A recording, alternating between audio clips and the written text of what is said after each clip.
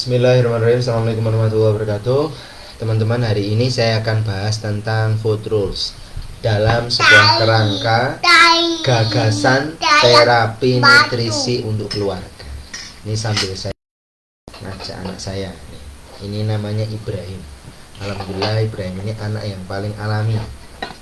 Sebab sebelum-sebelumnya itu ya kami masih belum belajar. Sekarang udah belajar. Ini sekarang dia sedang makan kacang garbanzo. Alhamdulillah gitu. Nah teman-teman, untuk podcast yang pertama ini saya akan cerita tentang hubungan erat antara kesehatan dengan makanan dan mengapa makanan itu menjadi kunci utama dalam meraih kehidupan yang sehat. Jadi ada dua fakta yang tidak terbantahkan tentang kaitan erat makanan dengan kesehatan. Pertama, saat ini masyarakat banyak yang mengkonsumsi makanan-makanan khas barat yang diolah dan industrialisasi. Biasanya makanan khas barat itu didefinisikan sebagai makanan yang banyak daging olahan, banyak tambahan lemak, banyak tambahan gula, biji-bijian yang diolah, dan banyak sekali tambahan-tambahan lain. Dan minim sayuran, minim buah-buahan, dan minim biji-bijian murni. Ya, banyak orang yang menderita penyakit khas barat disebut penyakit degeneratif. Ini saya sambil memperdengarkan ke anak-anak ya. Pertama, obesitas atau diabetes mellitus tipe 2, penyakit kardiovaskuler, kanker dan sebagainya, seperti yang kalian baca di buku apa itu? Untuk penyakit atomic disease, atopic disease ya. Dan seterusnya itu, terus penyakit akibat hormon lingkungan ya, keseimbangan hormon lingkungan dan seterusnya itu. Nah, 80% penderita penyakit kardiovaskuler atau secara virtual ya, semua orang yang menderita obesitas dan menderita diabetes mellitus tipe 2, 80% penderita penyakit kardiovaskuler dan lebih dari 1/3 penderita kanker bisa dikaitkan dengan pola makan ini. Jadi kebanyakan orang karena masalah makanan lah kemudian mereka jadi tidak sehat. Dan ketika sudah ada ilmu gizi pun tidak kemudian orang akan belajar. Dan memang tidak punya akses untuk belajar tentang ilmu gizi. Tidak semua orang peduli.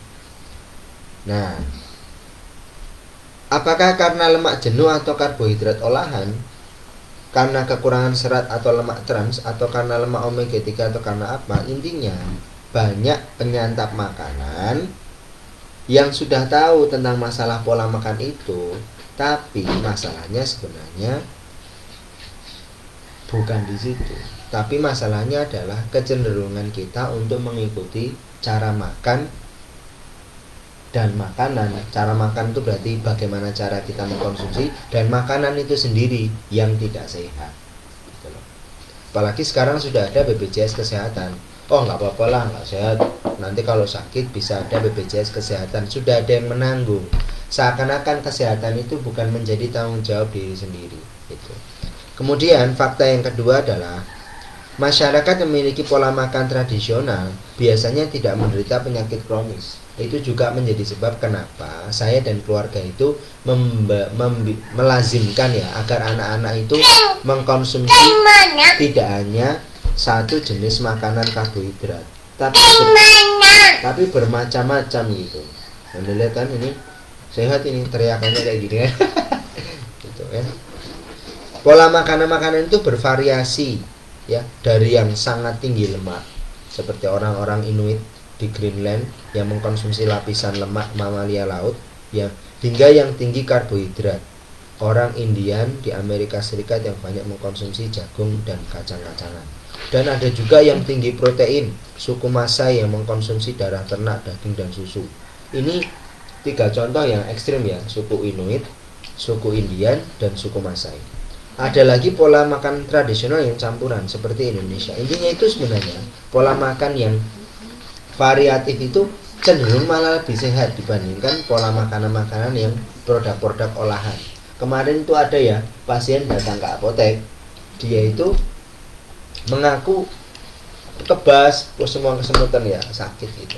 Terus saya bilang itu karena kurang sayur. Saya banyak makan sayur kok Mas gitu.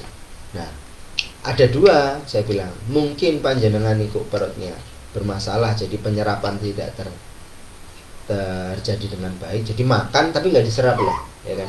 Yang kedua, diserap tapi kualitas makanan yang dimakan itu sudah tidak alami. Sayurannya bukan sayuran alami, bukan sayuran tidak alami. Maksudnya sudah diolah sedemikian rupa. Ada mie sehat. Mie sehat itu apa isinya? Perasan, ada mie tapi mengandung perasan wortel, ekstrak wortel dan ekstrak bayam.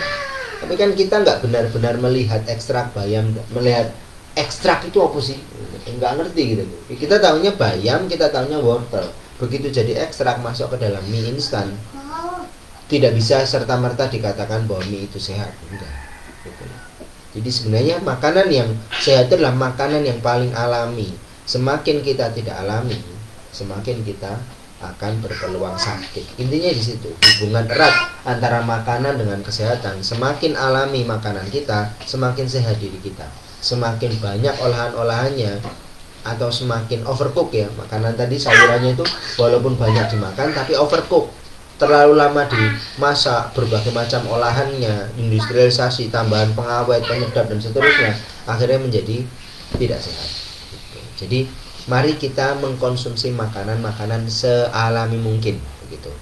Saya di podcast berikutnya saya akan bahas satu persatu tentang aturan-aturan yang disampaikan oleh Michael Pollan di buku Food Rules ini. Ini gampang untuk kita terapkan bareng-bareng ya, insya Allah. Terima kasih. Assalamualaikum warahmatullahi wabarakatuh.